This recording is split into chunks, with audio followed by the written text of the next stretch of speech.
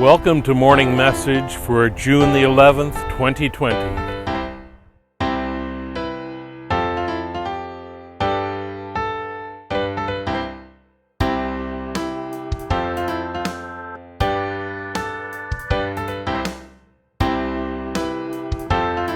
You know, it's no secret that over the years in my ministry, I've made a lot of bonehead moves.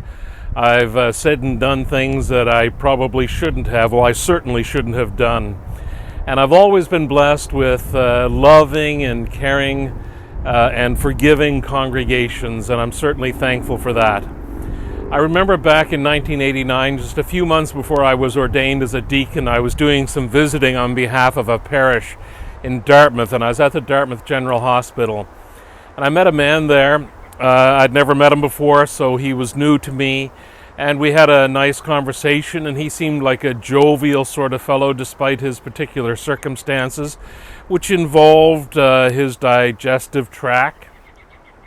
And in the conversation, and partly because he seemed so jovial, I referred to his particular situation as a plumbing issue. Well, he didn't laugh. He didn't think that was funny. And the pastoral visit came to a fairly quick end. A few days later, I was back at the Dartmouth General Hospital. I went to visit him again, and thankfully he was very forgiving, perhaps forgetful, I'm not sure which, but he seemed to have forgiven me for that bonehead move that I had made. I've made lots of bonehead moves, weekly, maybe daily, and I've always been blessed with forgiving congregations, and that's been a great benefit and a great joy to me, that people can be so very forgiving, and particularly of the big things that I've done that have been bonehead kind of moves too. The congregations I've been a part of seem to be very willing to forgive. Perhaps it's the little things that people are less willing to forgive, like those occasions in the middle of the sermon when I decide to break into song. Up in the air, the junior birdsmen. Up in the air, upside down. Up in the air, the junior birdsmen, with our nose pressed to the ground. Well, I hope you enjoyed that.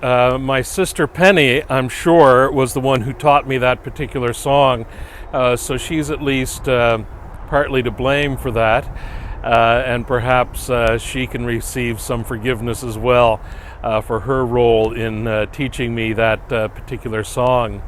I'm never really sure if it's Birdmen or Birdman or Birdsmen or Birdsman. But whatever I sang there, I guess, is the way that it is in my head.